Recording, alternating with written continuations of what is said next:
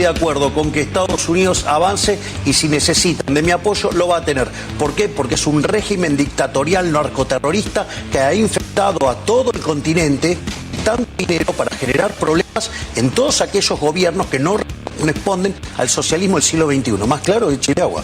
¿Qué tipo de apoyo podría prestar Argentina? El que me requieran. ¿Le han requerido algo hasta ahora? Aún no, pero yo estoy dispuesto a ayudar. Digamos, estoy dispuesto a dar la batalla por la libertad en todo el mundo.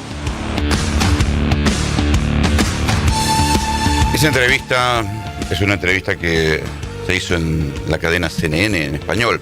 El periodista es Andrés Oppenheimer, un periodista muy conocido.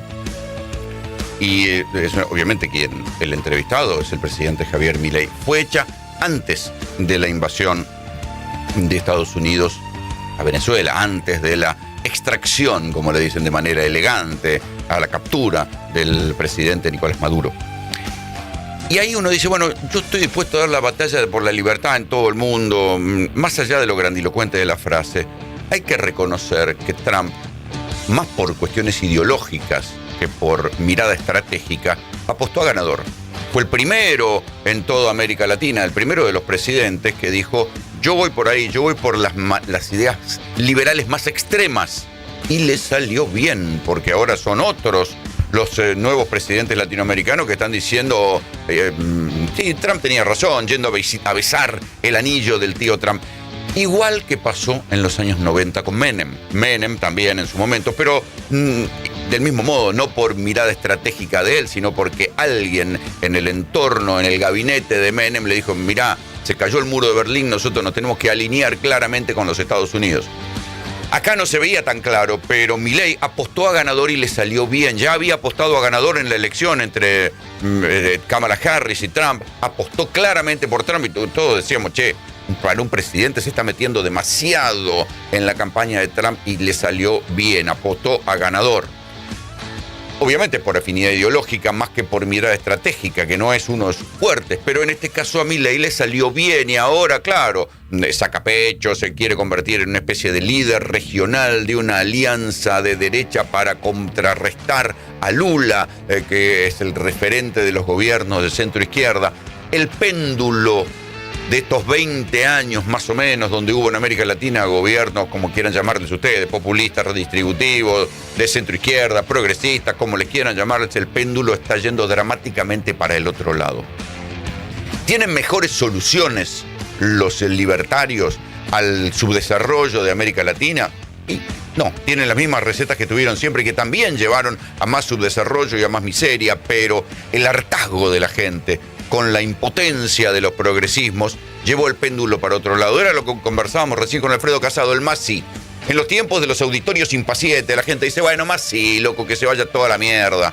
Y después se dan cuenta que, bueno, en el más sí de votar para el otro lado, puede que ellos mismos terminen perdiendo. Y mucha gente se lo debe estar preguntando en la Argentina. Sin embargo, hay que reconocer que Milei volvió a ganar las elecciones y el más sí continúa. El más sí de ser tan cruel como para quitarle todo tipo de financiamiento a un programa de cardiopatías congénitas para que se salven bebés que de otro modo se hubieran muerto. Así, que a quién le importa. Los discapacitados, ¿a quién le importa? El Garrahan, así, que se corte todo, que se vaya todo al carajo. El problema es que en los tiempos de los auditorios impacientes las cosas se rompen fáciles, pero después hay que volver a armarlas. Pero una vez que se dijo más sí, que se vaya todo al carajo, después hay que ver quién encuentra la manera de reconstruirlo. Entonces, la gran responsabilidad, por supuesto, la tienen los gobiernos progresistas que gobernaron mal o que por lo menos defraudaron las expectativas de sus propios pueblos. Y fíjense ahora, si uno traza una diagonal por Sudamérica, va a ver que todos los gobiernos que quedan de este lado son gobiernos de derecha libertarios, ya no ni siquiera liberales con algo de republicanismo, son claramente todos gobiernos de derecha extremos, ¿sí?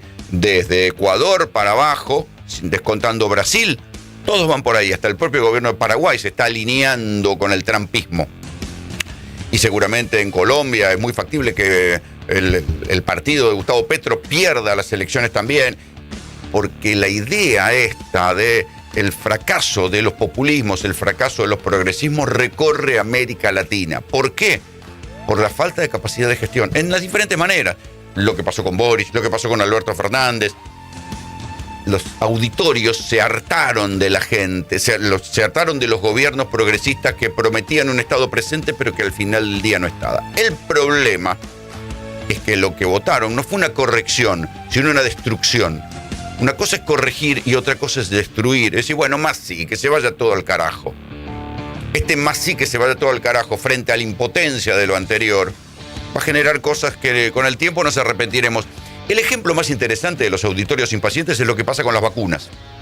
Como ya la tuberculosis no es un problema, la polio no es un problema, la viruela no es un problema, el sarampión no es un problema, más sí, ¿para qué vas a vacunar a los pibes? Pero esto es de brutos, esto es de ignorantes.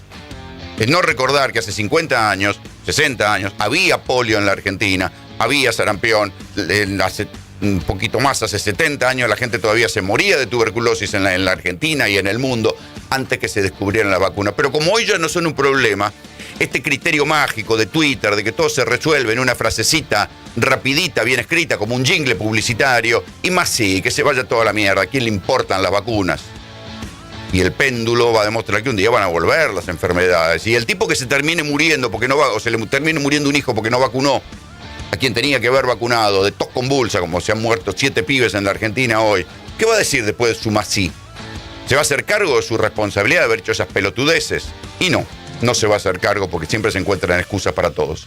Del mismo modo, el mundo que surgió de la segunda posguerra es un mundo donde había reglas, y ese mundo que está terminando ahora porque ha vuelto la lógica de los imperios que llevó a las guerras mundiales en el siglo XX, ese mundo, ustedes me dirán, bueno, guerras hubo, sí, pero hubo guerras de baja intensidad.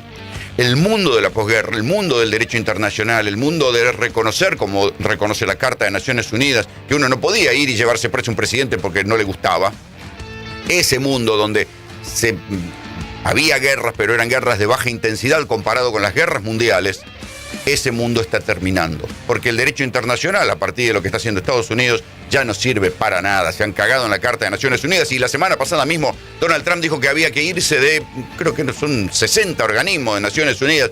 Se va, no le interesa más a las Naciones Unidas, le corta la plata.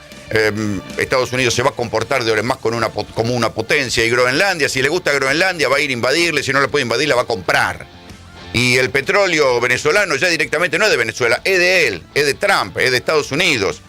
Y en una entrevista al New York Times le dijo, bueno, ¿cuáles son los límites que usted tiene, presidente? Dijo, mis límites morales. Hola, mis límites morales, che. ¿Y por qué tenemos que confiar en la moral de Donald Trump, que ha sido un señor que pactaba con la mafia en Nueva York? ¿Por qué tenemos que confiar en la moral de Donald Trump para que invadan o no un país?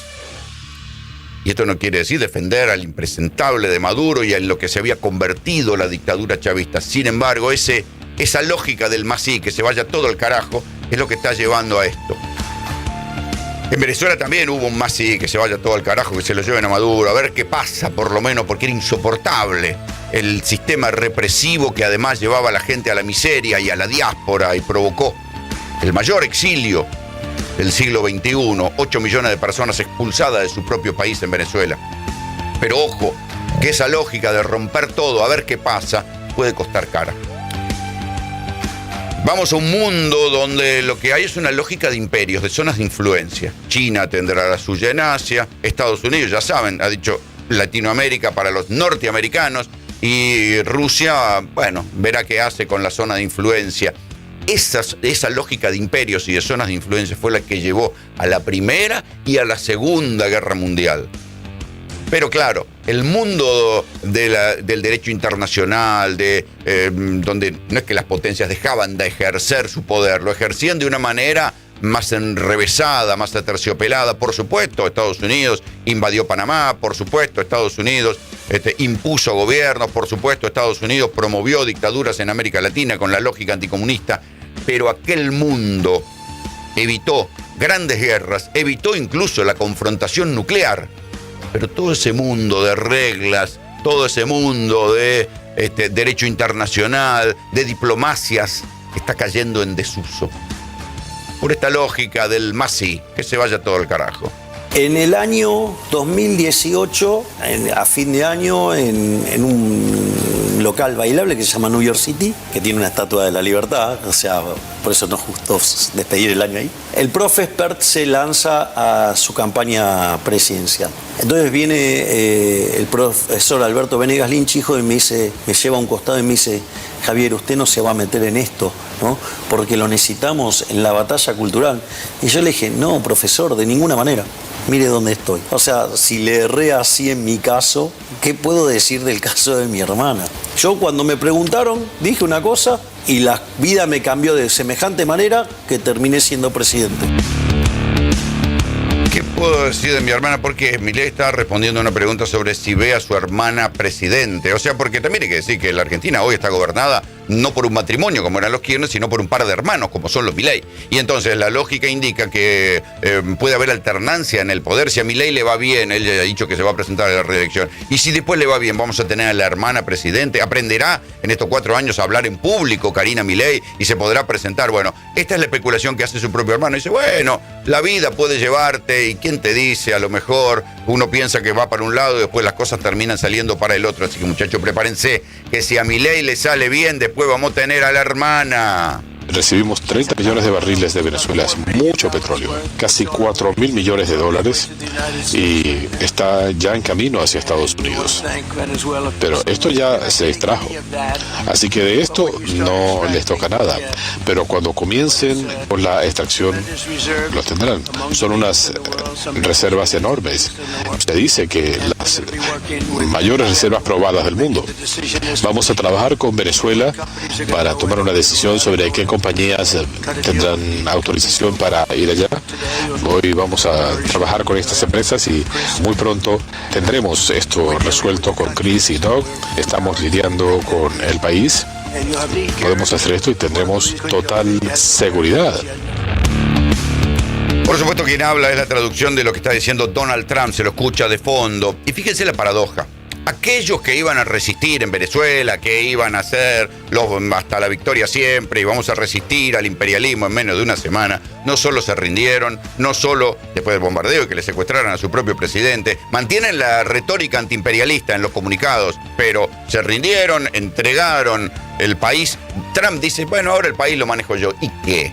Y lo manejo con los chavistas. ¿Y qué?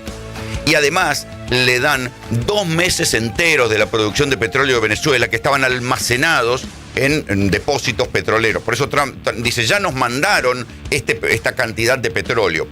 Es el petróleo que Venezuela tenía almacenado en sus depósitos, que no estaba pudiendo vender por aquello del bloqueo, que salía con cuentagotas a China, pero que cuando cayó el bloqueo tampoco se lo estaban pudiendo enviar masivamente a China. Entonces, con ese petróleo, Venezuela le está pagando a los Estados Unidos. ¿Qué le está pagando? Si ellos fueron los agredidos, uno puede decir, bueno, se llama derrota. Por más que lo quieran disfrazar de retórica antiimperialista, en menos de una semana, porque el secuestro de Maduro fue el sábado. El viernes ya estaban diciendo: bueno, vamos a reabrir la embajada acá en Caracas, vamos a hacer relaciones constructivas para la paz. Están entregando 2 meses de petróleo que se calcula que son más o menos 3.000 millones de dólares. O sea, fíjense lo que son las vueltas de la vida, o admitir la derrota sin admitirla. Con esos 3.000 millones de dólares, Trump está pagando parte o todo lo que le costó mandar la flota para acosar a Venezuela, para hundir esas lanchas, que dicho sea de paso, Venezuela nunca dijo que no fueran de narcos. 110 personas mataron y no presentaron una sola lista diciendo: se equivocaron, estos son pescadores. Hundieron esas 110 lanchas. Nunca Estados Unidos mostró que ahí viajara la cocaína, pero tampoco Venezuela dijo que esos eran humildes pescadores. El único que dijo que habían matado a un pescador fue Petro, cuando habían hundido una lancha colombiana. Del resto, el régimen chavista cerró la boca y no dijo que fueran lanchas que no llevaran cocaína. Estados Unidos dice que llevaba cocaína, Venezuela no dice nada, la cocaína nunca apareció, tema terminado, seguramente ya no van a volver a hundir lanchas. Pero con esos 3.000 millones de dólares que representan los 2 meses de producción de petróleo, Venezuela está pagando la invasión a su propio país. Se llama derrota, así los derrotaron, y ahora, por más que mantengan la retórica antiimperialista y la solidaridad con Maduro y qué sé yo, la ley del imperio demuestra que perdieron y que asumen la derrota de esta manera. Hacia adentro mantienen una dictadura, un régimen represivo, pero justamente la cadena CNN se tomó el trabajo de contar cuántas veces en la conferencia de prensa inmediatamente posterior a que capturaran a Maduro, habló Donald Trump de democracia. ¿Saben cuántas? Una. Y en cambio de petróleo habló creo que más de 30 veces. O sea, no habló de democracia, habló de petróleo. Entonces, para tener ese petróleo, pacta con cualquiera, pacta incluso con lo peor del régimen chavista y permite que el régimen chavista no solo vaya liberando con cuentagotas a los presos políticos, sino que además no abandone el estilo cubano represivo al interior de su país, ese mismo estilo que no permite que los periodistas entren y que si vos entras y te paran en un control, te agarran el teléfono, te lo ponen delante de la cara y después te empiezan a revisar con quién hablas. Más represivo no se consigue. Pero respecto del petróleo, hay una discusión. ¿Por qué? Paul Krugman, premio Nobel de Economía, publicó en el diario New York Times el fin de semana una nota muy interesante donde dice, ojo muchachos, que en verdad esto de las reservas venezolanas tiene que ver con que Chávez en su momento recalculó las reservas venezolanas y empezó a decir, tenemos tantos millones de barriles disponibles por tantos años, pero hay diferencias. Una cosa es el petróleo que se puede sacar barato, que es el que estaba en las reservas tradicionales cerca del río Orinoco, cerca de Maracaibo, y otra cosa es lo que decía Chávez, que había reservas más al sur, más en el llano, cerca del río Orinoco. Esos petróleos son de diferente precio de extracción. Por otra parte, además, la infraestructura petrolera venezolana está en crisis, en decadencia. Entonces, algunos dicen, hay que invertir $100.000 millones para sacar ese petróleo. Y si hay que invertir $100.000 millones, el costo de extracción de ese petróleo va a rondar los $80 el barril. Y hoy el barril está en $60. No va a ser negocio sacar ese petróleo. Van a ir las petroleras efectivamente a sacar ese petróleo, dice Paul Krugman. O la gente de Trump se dejó engañar por el discurso del chavismo y ahora calculó mal las reservas, que vendió humo con el tipo de reservas y el tipo de petróleo que tenía. En fin, son cuestiones técnicas, pero ojo que la cuestión esta de que el petróleo venezolano está tan fácil de sacar no está tan clara en Estados Unidos. Esto sería un alivio para la Argentina, porque si efectivamente Trump y la Venezuela colaboracionista con Trump permite sacar petróleo a diestra y siniestra y llevárselo a los Estados Unidos, el precio del barril de petróleo bajaría. ¿Y bajaría cuánto? Trump quiere un barril de petróleo en $50. Esto para la Argentina sería una tragedia, porque la venta de petróleo que está haciendo Vaca Muerta, la está haciendo, su límite, digamos, son $57, $55. A partir de ahí, todas las inversiones de Vaca Muerta entrarían en una zona de riesgo. ¿Valdría la pena seguir manteniéndolas o habría que esperar a que el petróleo vuelva a subir? ¿Y esto qué provocaría a la Argentina? Menos dólares, el problema de siempre. Entonces, si Milei soñaba que el petróleo, la minería, el campo iban a traer los dólares suficientes para mantener la plata dulce, el dólar barato y así con importaciones pisar la inflación, bueno, el petróleo que el tío Trump quiere hacer bajar a $50 le va a provocar un problema a la Argentina. Por eso es que tantos economistas son los que están mirando todos los días la cotización del petróleo. Baja, sube. Esa es la barrera. Si baja de los $55, se complica Vaca Muerta. Claro, acá nadie lo dice, pero cuando vos hablas en privado con ingeniero de YPF, te dicen, mirá, menos de $55. ¿Quién va a venir a invertir un mango en Vaca Muerta por más rigi que haya?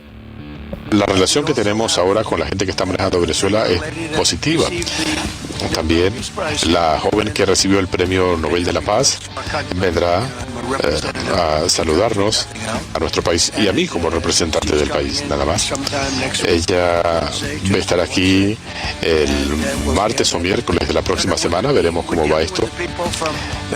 Estamos lidiando con la gente de Venezuela, no se está yendo bien. Creo que han actuado inteligentemente, porque un ataque más habría causado estragos.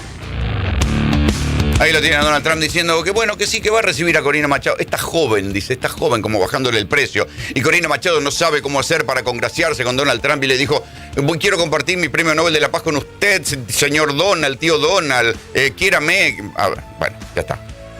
Trump decidió pactar con el chavismo porque necesita el petróleo rápido, barato, va a ver si baja el precio de la nafta en Estados Unidos y le permite una buena elección parlamentaria. No hay mucha vuelta más que esto. No le den más vuelta porque no la van a encontrar. Todo es tan loco que a su vez Trump está dispuesto a reunirse con Delcy Rodríguez, con la presidenta de Venezuela, diciendo, sí, no tengo problema en reunirme con ella. Es en verdad Delcy Rodríguez la que dice que no quiere ir para los Estados Unidos porque imagina que la van a secuestrar. Imagínense, si a Maduro lo secuestraron en Venezuela, a ella con cualquier excusa la pueden terminar metiendo presa. A propósito de excusas, ¿se acuerdan que Maduro era el jefe del cartel de los soles? Bueno, ya directamente le sacaron la acusación. Primero empezó como una versión del New York Times, después la admitió el Departamento de Justicia y ahora finalmente en la acusación legal dijeron que bueno, que no, lo del cartel de los soles se lo sacaban de la imputación, pero no fue que en nombre de eso que era el cartel de los soles, un supuesto gobierno que se había convertido en un mega cartel de drogas, que fueron y lo secuestraron a Maduro. Bueno, no, ya está. A ver, no es la primera vez que la CIA inventa un relato para ir y derrocar a un presidente. Lo hicieron en Irak, diciendo que Irak tenía armas químicas y armas atómicas y que estaba dispuesto a utilizarlo. Presentaron ese informe al Congreso, el Congreso autorizó la invasión a Irak. Se demostró que era todo falso. En aquel momento era la paranoia de los atentados a las Torres Gemelas. Pero Irak no tenía nada que ver con ese fundamentalismo. Irak, el Irak de Saddam Hussein era un régimen laico que no era fundamentalista, pero no importa, lo mandaron a invadir, lo mataron a Saddam Hussein y después, creo que un año después se dijo, anoche no tenía armas atómicas, no tenía armas químicas, qué macana. Bueno, ya está, ya lo derrocamos, pasemos a otra cosa. Algo parecido hicieron con Maduro. Era el jefe del cartel de los soles, un gobierno convertido, el primer gobierno del mundo convertido en un mega cartel de droga. Bueno, ahora ya está. 3 días después que lo habían, 5 días después de que lo habían detenido y llevado a una cárcel de Nueva York, ya se cayó la acusación, ya no era el jefe del cartel de los soles. En verdad, lo que uno puede ver, y está cuando uno va ahí, no hay mucha diferencia entre lo que pasa con los militares en Venezuela y lo que respecto del narcotráfico y lo que pasa en Colombia, Bolivia, México, Ecuador. Hay protección, hay diferentes militares que protegen a diferentes narcos en sus zonas de influencia. Ahora bien, esto quiere decir que se convierten en narcos. En Bolivia pasa lo mismo. Hay militares, como además los militares en todos estos países participan de la lucha contra el narco, siempre aparece un militar corrupto que protege a un narco y cobra de ese narco. Se calcula que un general en el régimen bolivariano se llevaba por año entre $1 millón y $1.200.000. Esto es lo que dicen en los círculos, digamos, políticos venezolanos de la oposición, que podía ser de las regalías del petróleo, ¿sí?, que venían en criptomonedas, o podía ser de la protección a algún narco territorial. Ahora bien, esto convierte al país en un país gobernado por unos narcos. Uno de los jefes de inteligencia del chavismo, que terminó peleado con el régimen y exiliado en España, lo capturaron y lo hicieron hablar. Y este señor en España dijo que sí, que él había visto que en los hangares de Maduro preparaban grandes cargamentos de cocaína. Es solo lo que tiene. Este señor va a ir a declarar a los tribunales de Estados Unidos y sostendrá su versión. Pero ya, como ya lo tienen a Maduro preso y ya lograron la negociación que querían y ya Venezuela le está pagando 2 meses de toda su producción de petróleo a los Estados Unidos, ¿para qué acusarlo a Maduro del cartel de los soles? Era un buen invento periodístico que se sostuvo a lo largo de años, un relato, y en base a ese relato se exageraron las cosas y también se lo llevaron a Maduro puesto, que como siempre digo, era impresentable. Pero al meter preso en impresentable, al comerse al caníbal, se abre una lógica que puede dar para cualquier cosa. Venezuela tiene hoy petróleo. ¿Usted cree que en algún momento, del mismo modo que pasó con Irak, Estados Unidos intente apoderarse de alguna manera del petróleo de Venezuela? Ya se apoderaron de él durante 100 años. Digo políticamente. Que lo ataquen concretamente, que ataquen su gobierno. Bueno, nos han atacado. El golpe de Estado de 2002 fue facturado en Washington y apoyado por Washington. Incluso naves de guerra norteamericanas estuvieron en las aguas venezolanas. Aviones de guerra y helicópteros aterrizaron en el Aeropuerto Internacional Simón Bolívar, violando la soberanía de Venezuela. Ya nos atacaron con la soberanía, con la desestabilización petrolera de 2002, un sabotaje que un infarto económico. Pretendieron derrocarnos por esa vía, por la económica. Un poco lo de Allende, la misma fórmula de Chile, ¿no? Fuga de capitales, cierre de empresas, cierre de la empresa petrolera. Ya nos han atacado por todos lados. Ahora, si lo que tú me preguntas es que si se atreven a hacernos lo que le están haciendo a Irak, que no se les ocurra. Porque comenzaría no solo en Venezuela, en Sudamérica, la guerra de los 100 años. Nosotros estamos dispuestos a defender la soberanía de nuestra patria con las uñas, con los dientes, con los huesos. Con las uñas, con los dientes, con los huesos. Bueno, no. Se equivocó don Hugo Chávez. Si ustedes escuchan, el que hace la pregunta soy yo, hace 20 años. En el año 2005 tuve la suerte, si se quiere, de conseguir una entrevista. La única entrevista que dio Hugo Chávez en Argentina la conseguí esperándolo en la puerta del hotel. Y cuando vino, yo tenía una referencia de uno de sus custodios que me había dicho va a entrar por acá y le grité, comandante, y el tipo vino y le pude sacar esas declaraciones que ustedes estaban escuchando. ¿Qué es lo que dice Chávez ahí? Algo que revela la actualidad de hoy. ¿Por qué? Porque dice, bueno, Estados Unidos nos quiso hacer un infarto económico, nos quiso ahogar económicamente por la cuestión del petróleo. Quisieron dar un golpe de Estado, acuérdense que lo tuvieron preso a Chávez y después, como no lograron apoyo popular ni no pasó nada, lo tuvieron que liberar a Chávez. En ese momento eso fue en el año 2002, yo lo estaba entrevistando en el 2005, que fue en Mar del Plata cuando los gobiernos progresistas de aquel momento dijeron no queremos el Tratado de Libre Comercio con los Estados Unidos. ¿Se equivocaron en aquel momento? Se puede abrir ahora el interrogante. ¿Se equivocaron al negar el libre comercio? Como sea, esos 20 años tuvieron sus altos y sus bajas, sus claros y sus oscuros. Porque hubo momentos donde durante esos 20 años de gobiernos progresistas pasaron buenas cosas para los pueblos latinoamericanos. Lula sacando no sé cuántos millones de personas de la pobreza, la salida de la convertibilidad en el primer momento de los Kirchner. Pasaron algunas cosas buenas, pero después los progresismos se estancaron, no fueron entendiendo que el otro también juega. Chávez sabía claramente que no se podía esperar nada de Estados Unidos y que en todo caso lo que podían esperar eran bloqueos, agresiones, intentos de sabotaje, conspiración. Y fue lo que sucedió. Por eso uno no entiende cómo Cuba, Venezuela, que sabían que no iban a contar, que Estados Unidos nunca los iba a querer, que siempre los iba a bloquear, ¿por qué no tuvieron oportunidad a lo largo de estos 25 años, y Cuba mucho más, de encontrar soluciones alternativas? Si vos te peleas con un grandote, tenés que tener previsto que tenés que buscarte un aliado para poder resistir al grandote. Cuba nunca lo encontró, nunca lo supo hacer. Por paranoia, por incapacidad de gestión, por aferrarse a un criterio de gestión marxista que los chinos rápidamente desecharon, que los vietnamitas rápidamente desecharon. Fíjense, la mejor imagen del fracaso de la economía cubana es que los cubanos le enseñaron, cuando cayó el Vietnam, la invasión a Vietnam de Estados Unidos, los cubanos le enseñaron a los vietnamitas a cultivar café. Hoy Cuba no exporta café. Vietnam es una potencia exportadora de café en el mundo. Entonces uno dice, ¿cómo es esto? ¿Cómo lograron esto? ¿Cómo tuvieron tanta penuria de gestión? Por la paranoia, porque no supieron abrirse, no supieron hacer alianzas estratégicas que le permitieran cierto grado de desarrollo y resistir al bloqueo de los Estados Unidos. En Venezuela fue lo mismo. Se confiaban en que con el petróleo, con la guita del petróleo podían resistir al imperio y un día el precio del barril de petróleo se cayó. Y todas las empresas que habían expropiado, acuérdense de Chávez diciendo expropiese, porque le sobraba plata en la billetera. Una vez que todo eso se cayó, no tuvieron más nada que hacer y se les desató una hiperinflación que terminó expulsando a la gente y todo se volvió ridículo. Pero Chávez, que se debe estar retorciendo en su tumba, dice, vamos a resistir con las uñas, con los huesos. Una semana resistieron. En una semana mantienen la retórica antiimperialista, dicen que van a ir a liberar a Nicolás Maduro, pero entregaron todo. 2 meses de toda la producción de petróleo, y se sentaron a negociar con tío Trump, abrieron la embajada y a otra cosa. Don Chávez se debe estar revolviendo en su tumba, pero Chávez tenían claro que había como 2 modelos. Podía haber un modelo de desarrollo autónomo, hace 20 años lo decía, podía haber un modelo de desarrollo autónomo en América Latina o podía haber un neoliberalismo. Me parece que ya sabemos quién está ganando esta partida y en su versión más extrema. Escúchenlo. Y en vez de proponernos un libre comercio asesino que produjo en estos últimos 20 años el crecimiento de la pobreza y de la muerte en América Latina, de la muerte de niños, de hambre, de miseria. Hace 20 años había en América Latina 100 millones de pobres. Hoy 222 según la última cifra de CEPAL. 100 millones de indigentes hay en América Latina. Hace 20 años eran 50. Ese es el camino al infierno.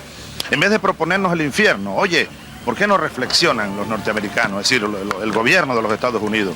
Y en vez de venir a tratar de darle oxígeno a un moribundo, que no pierdan tiempo, habría que decirles como Cristo, oye chicos, deja que los muertos entierren a sus muertos. Ayúdame con esta pala. ¿Con el fin del ALCA termina el neoliberalismo continental? No termina. Lo que se cierra es el camino o la propuesta anexionista y colonialista del ALCA, pero sigue el neoliberalismo presente en América Latina. Habrá que irlo derrotando. Esa será una batalla de este siglo. Y en aquel momento Chávez discutía con el neoliberalismo, lo que se llamaba el neoliberalismo, comparado con lo que propone Trump, era una versión benigna, porque Clinton, el propio Bush, lo que proponían eran tratados de libre comercio, como después terminó firmando Chile con Estados Unidos, que eran benévolos comparado con lo que propone hoy Trump, que dice, bueno, ¿sabes qué? Si no me gusta el presidente, me lo llevo preso con alguna excusa, le invento una causa judicial, digo que es un prófugo de la justicia americana y me lo llevo preso. Entonces, uno puede decir, es el fracaso de los progresismos, es la manera en que los progresismos defraudaron a sus pueblos, es una nueva generación de gente que no se acuerda cómo fueron los años de miseria de los 90, porque también hay que decir que las soluciones del libre comercio y las soluciones neoliberales que traían las derechas en América Latina tuvieron, en algunos casos sacaron gente de la pobreza, como fue en Chile, pero en muchos casos llevaron al fracaso y llevaron a este panorama que hay en muchos países donde dicen, no, acá no hay inflación, pero la gente no tiene ninguna expectativa de ascenso social. Y si no, fíjense en Paraguay. Durante todos estos años que no hubo inflación en Paraguay, no fueron argentinos a laburar a Paraguay masivamente, sino que vinieron paraguayos a trabajar a la Argentina de la inflación, a la Argentina de los quilombos, pero venían para acá a trabajar. Fíjense en Uruguay, hay en Argentina tantos uruguayos como viven en el propio Uruguay. Che, pero ¿cómo? No es que Uruguay es un país sin inflación, ideal, sí, ideal para los ricos, que pagan menos impuestos, pero no ideal para el común de la población, que tienen un techo, que saben que el ascenso social es mucho más difícil en estos países que lo que es en la Argentina, a pesar de las sucesivas crisis. Entonces, esa oportunidad que tuvieron durante los últimos 20 años los gobiernos progresistas, populistas, como ustedes quieran llamarles, terminó hartando a la gente, porque lo que venían a hacer lo hicieron en un momento y después se estancaron y después terminaron prometiendo algo que después finalmente no hicieron. El mejor ejemplo es Alberto Fernández. ¿Se acuerdan cuando Macri decía, ahora prometen asado, vamos a ver dónde está el asado? Sí, efectivamente, porque Alberto y el kirchnerismo regresado con Cristina de vicepresidenta prometían el Estado presente, y cuando el Estado tuvo que estar presente en la pandemia, no estaba presente para todos y terminó generando viejo, que se vaya todo al carajo, y por eso tenemos a Milei hoy de presidente. El péndulo lleva para otro lado. Lo curioso es que Chávez en ese año, 2005, en el ALCA, combatía el neoliberalismo. Nunca se imaginó que 20 años después los gobiernos progresistas, después de haber fracasado en su gestión, iban a abrir la puerta a una versión todavía más extrema del liberalismo, la que estamos viviendo hoy, donde Milei dice, ¿sabe qué? Industria automotriz, no, que vengan los autos importados. Las textiles, no me interesa. La cosa china, que vengan las cosas de China, me importa todo un carajo. Y la gente se va a quedar sin laburo. Bueno, no, porque conseguirán otros trabajos. Y después tenemos que soportar a tipos delirantes como Sturzenegger, que dice, no, el tipo que va a gastar la plata afuera, en verdad, es un gran actor económico, porque le está explicando a los de acá que tienen que mejorar su competitividad. Teorías económicas de un tipo que nunca caminó la calle, que nunca pagó un 931, que nunca le tuvo que pagar los sueldos a los laburantes a fin de mes. Milei es lo mismo, es un teórico económico. Después podemos discutir su capacidad teórica, pero es un teórico económico que nunca estuvo en la economía real, y entonces dice, bueno, está bien, si las empresas tienen que despedir, que despidan. Acá el verdadero enigma es por qué esta lógica del masí, por el cual vastos sectores que disfrutaron en algún momento de lo que fue el auge de los movimientos progresistas en Argentina, un día se hincharon las pelotas y empezaron a votar en contra de ellos, y al mismo tiempo, al hacerlo, con esta lógica de masí, que se vaya todo al carajo, terminaron votando en contra. Porque algunos empresarios que disfrutaban de la expansión económica que hubo en esos años, votaron contra esa expansión económica y ahora se quejan, dicen, no se puede vender nada porque viene todo importado de afuera. ¿Por qué lo hicieron? Por ignorancia, por hartazgo, por lo que sea. Bueno, que se haga cargo cada uno de lo que hizo y que ahora no diga, bueno, este país no se puede vivir, la culpa es de los políticos. No, la culpa no es solamente de los políticos. La culpa también es de los ignorantes que por apuro o por ganas de que las cosas cambien, solamente porque viene uno y te dice con un eslogan, hace falta un cambio, terminan votando cosas y terminan pegando un tiro en los pies. No hemos tenido ningún tipo de información con respecto a la liberación de ningún extranjero dentro de la cárcel del Rodeo 1. Creo que están jugando con el dolor de todas las familias que están todavía apostadas a las afueras de esa cárcel, personas que llevan días desde que se hizo este anuncio durmiendo fuera de las cárceles. Lo único que sabemos es que ellos han podido recibir visitas, parte de los venezolanos por parte de sus seres queridos. Ellos envían a decir que están fuertes que los están tratando mal, pero que no se van a dejar doblegar. Así que le piden a todo el pueblo venezolano, a la comunidad internacional, que no paren de exigir la liberación de todos los presos políticos y que cumplan con el acuerdo, porque ellos saben que todos son inocentes y que todos merecen estar en libertad. Ella es María Alexandra Machado, es la esposa del gendarme argentino Nahuel Gallo. Se conoció esta noche. Esta noche mismo liberaron en Venezuela a 23 presos políticos, entre ellos algunos italianos, pero Nahuel Gallo todavía no fue liberado. Es verdad que Nahuel Gallo, que está detenido en el Rodeo son 3 complejos penitenciarios, 1, 2 y 3, ahí están permitiendo las visitas. Y se supone que en tanto extranjero, Nahuel Gallo sería uno de los primeros en ser liberado. Viene lento. Lo que hubo ayer fue una masiva liberación de una cárcel de mujeres y de algunos extranjeros, en especial extranjeros italianos. ¿Pero por qué? Es una buena noticia que hayan liberado extranjeros italianos, porque como Argentina está peleada con Brasil, a quien le había delegado la representación consular y diplomática frente a Venezuela, se la sacó y ahora se la pasó a Italia. A lo mejor Italia puede hacer buenas gestiones, ya que está logrando la liberación de algunos presos italianos, puede hacer gestiones y que liberen al gendarme argentino Nahuel Gallo. Por ahora no se sabe nada de él, esa es su esposa, no lo pudo visitar. Yo no veo ningún tipo de especulación inmobiliaria porque estamos hablando de tierras que son privadas. Después, bueno, obviamente el Parque Nacional Los Alerces es patrimonio de la humanidad, no se va a vender el Parque Nacional Los Alerces. Es una locura pensar una cosa así. Yo tengo la responsabilidad como gobernador de resguardar a mi gente, a los chubutenses, y no entrar en polémica o politiquería barata o teorías conspiranoides y demás. Esta es la versión del gobernador de Chubut, Ignacio Torres, un señor zigzagueante, sinuoso, ¿no? Que por momentos se paró de mano frente a Milei y que después terminó votándole todo. En fin, con Ignacio Torres es un señor así, que dice una cosa un día, después hace la contraria. ¿Pero por qué viene esto? Pues dice, no, esto no es especulación inmobiliaria. Y ahí uno dice, ¿en serio? Estamos hablando obviamente de la quema de los bosques patagónicos. Hay efectivamente incendios en parques nacionales que dice, bueno, son patrimonio de la humanidad. Pero estamos en el gobierno de Milei, con lo cual uno puede preguntarse, ¿y? ¿Por qué no imaginar que Milei un día puede decir, che, esta parte de los parques nacionales la vendemos? Del mismo modo que andaba Chávez en los años de 2000 diciendo, expropiese. Acá anda Milei por todos lados diciendo, véndase. Y bueno, ¿quién dice que un día de esto no pueden vender una parte de parque nacional, de un parque nacional para construir ahí un barrio o para que en esa zona aparezca una minera? ¿Quién dice? Pero no está escrito, puede suceder de todo. Porque en un rato les voy a mostrar, les voy a hacer escuchar una declaración de Adorni que hay que mirar en el contexto de los incendios forestales. Porque el gobierno, en el Consejo de Mayo, acuérdense, después del Pacto de Mayo surgió el Consejo de Mayo. Del Consejo de Mayo salió la idea de la reforma laboral que tiene tan alterada la CGT, pero perdidito ahí entre las cosas, entre los proyectos de ley que quiere promover el Consejo de Mayo, está la ley de tierras. Esa ley de tierras era una que había sacado Máximo Kirchner durante el gobierno de Alberto Fernández, que decía, ¿sabes qué? Si se te incendió tu campo, no podés cambiarle de uso por 30 años. Esto para que los dueños de los campos no incendiaran los campos para, por ejemplo, si había un bosque, quemar ese bosque y empezar a hacer ahí ganadería o agricultura y empezar a plantar soja. Esto pensado sobre todo para las provincias del norte. En el caso de las provincias patagónicas, lo que dicen es, che, no quemes el bosque nativo porque después ahí vas a querer plantar pino para hacer leña, para hacer madera o para un emprendimiento inmobiliario en uno de los paisajes más bellos de la tierra. Bueno, en el Consejo de Mayo, fíjense si será de interés para el gobierno, se quiere dar por derogada esa ley. Mientras tanto, arrancó otra vez la temporada de incendios forestales.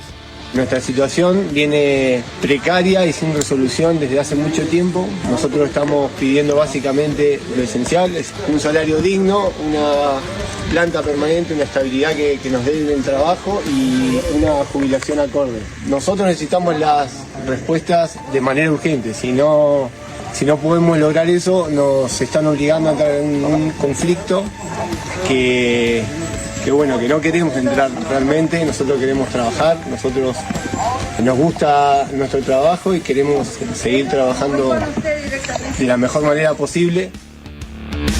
Fíjense lo que son las contradicciones, porque hoy acaba de conocerse un tuit del presidente Javier Milei elogiando el trabajo denodado de los brigadistas, de todo lo que pelean contra el fuego. Bueno, este es un brigadista que está peleando contra el fuego en Lago Menéndez, en Chubut. Y claro, el problema es que los brigadistas que trabajan para parques nacionales dicen, loco, arréglenos el sueldo. Y ahí están las contradicciones, porque como parte del desmantelamiento del Estado, también le ha pisado el sueldo, como en tanto empleados estatales, a los brigadistas de los parques nacionales. Entonces, cobran una miseria, enfrentan los incendios, pero lo único que hay para ellos es una palmada en el hombro. Igual pasó con Bahía Blanca, acuérdense, el primer gesto de Milei cuando hay un tornado en Bahía Blanca que destruye parte de la ciudad, no las inundaciones, un tornado. En aquel momento viajó, se puso el traje ese de fajina para hacerse el solidario y cuando se fue dijo, yo estoy seguro que los bahienses van a poder con esto, les mando un besito y se fue a la mierda y no hubo plata. Bueno, lo mismo. Le está mandando un besito a los brigadistas, pero mejoras en el sueldo, no, de eso no, eso estamos en ajuste, no hay plata, el Estado no sirve, soy el topo que viene a destruir el Estado de todas las pelotudeces a las que estamos acostumbrados. Muy rico todo el laburo de los brigadistas, pero que sigan esperando. En cuanto a tierras rurales, se libera la compra por parte de privados extranjeros. También se elimina la prohibición de cambiar la actividad productiva del campo por 30 a 60 años tras un incendio, una ley del diputado Máximo Kirchner que atenta directamente contra la producción. Ahí está lo que yo le decía. Es Emanuel Adorni presentando las conclusiones del Consejo de Mayo. Y entonces dice dos cosas. La primera, ¿sí?, la de la defensa, eso es una vieja ley que había en la Argentina, sobre todo de los tiempos en los que había conflicto bélico con Chile. Esa ley decía que no podían ser dueños de tierras en una franja de 50 kilómetros de la frontera extranjeros.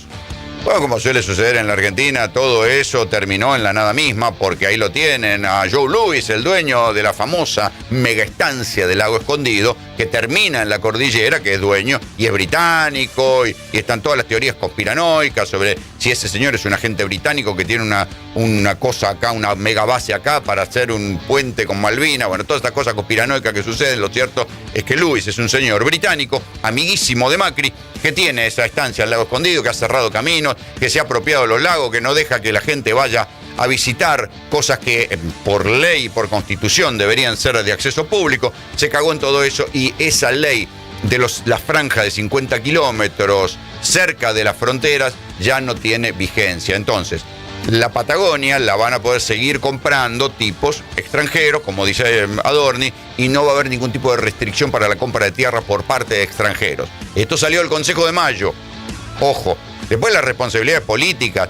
En otra época, yo sé que esto es una retórica, ¿cómo decirlo?, vieja, setentista, pero alguien algún día va a ir a tocarles el hombro y decir, che, muchachos, ¿ustedes son los que en serio se reunieron para decir que cualquier extranjero puede venir y quedarse con la parte de tierras que quiera de la Argentina? ¿En serio? En un contexto donde además vuelve la lógica de los imperios y vuelve esta idea de los conflictos bélicos. ¿En serio? ¿Ustedes son los que promovieron esta pelotudez sin ningún criterio sobre lo que podía ser bueno o no para la Argentina? Bueno, en unos años iremos a preguntarle por qué lo hicieron. Pero esa es una. Después está la otra, la de la ley de Máximo Kirchner, que decía, bueno, si se incendió tu campo por 30 años no podés cambiar el uso. Si había un bosque, no podés plantar soja. Si había un bosque, no podés ponerte a hacer ganado. Si había un bosque, no podés hacer un emprendimiento inmobiliario ahí. También en el Consejo de Mayo, o sea, buscando mayorías entre diferentes partidos y diferentes gobernadores, están promoviendo esto. En este contexto vienen los incendios. Entonces, fíjense que parecen las dos caras de una misma moneda. Mientras el gobierno quiere que se pueda incendiar un campo y después le puedas cambiar el uso, desfinanciaron, pero el 70% de la plata del Plan Nacional del Manejo del Fuego. Che, ¿no son las dos caras de una misma moneda? El Plan Nacional de Manejo del Fuego, que además ni siquiera es plata pública, porque el aumento del presupuesto del Plan Nacional de Manejo del Fuego surgió también a partir de un cambio de una ley durante los tiempos de Alberto, por el cual es una tasa que se incluye en las pólizas de seguro. ¿Sí? Una tasa no sé cuánto, pero con esa plata que se paga cuando uno paga los seguros, se financia el Plan Nacional de Manejo del Fuego. O sea que no es plata del Estado. ¿Sí? Hay una parte de plata del Estado, pero la mayor parte es plata que viene, como la plata de la industria del cine, como la plata del impuesto a los combustibles líquidos, es plata que pagamos todos nosotros cuando hacemos ese consumo. La entrada de cine, cargamos nafta o pagamos una póliza de seguro. No es plata pública. Ahora, ¿Qué hace el Estado? Se chupa esa plata, se chupa la plata del impuesto a los combustibles líquidos y no arregla las rutas, se chupa la plata del impuesto de la tasa de la entrada de cine y no hace casi películas argentinas, se chupa la plata de la póliza de seguro y desfinancia el Plan Nacional del Manejo del Fuego. Y del otro lado, como la otra cara de la moneda, dice, ¿sabe qué? Y ahora las tierras incendiadas vas a poder hacer lo que quieras. Y el gobernador de Chubut, Ignacio Torres, un poco ingenuo para mi gusto, dice, no, pero el Parque Nacional Los Alerces es un parque nacional. ¿Y quién dijo que Milei no vaya a privatizar o a vender una parte de un parque nacional con esta excusa de que el Estado no tiene que tener cosas? Si es capaz de desfinanciar, y ya lo había hecho, en esto hay que decir que es honestidad intelectual pura y casi coherencia de parte del presidente, si ya había votado en soledad y en contra, fue el único diputado junto con Victoria Villarroel, otra almita de Dios, que votó en contra de la ley que defendía y que promovía un plan contra las cardiopatías congénitas. A ver, para que los bebés no se mueran de una malformación al corazón. Digo, un criterio humanitario puro, no era ideología. Si ya Milei y Villarroel votaron en contra de eso y ahora desfinancian el plan de cardiopatías congénitas, lo cerraron directamente, y los bebés que nazcan con una cardiopatía congénita que se jodan, que vayan a reclamar la obra social, a la provincia, a su prepaga o que se mueran. Ya está, así de sencillo, chao, listo. O que vayan a Garrahan y hagan fila, no importa. Ahí veremos qué le pasará a esos pibes que tengan la mala leche de nacer con una cardiopatía congénita. No va a haber. Los 7 especialistas que habían quedado renunciaron en solidaridad con los otros 7 que habían echado. Eran 15 personas. ¿Cuánta plata se puede ahorrar por ese programa de cardiopatías congénitas? Bueno, si el gobierno de Milei es capaz de cerrar el programa de cardiopatías congénitas, el gobernador de Chubut dice, no, ¿cómo van a vender el Parque Nacional Los Alerces? Muchachos, todo puede pasar en la Argentina de Milei.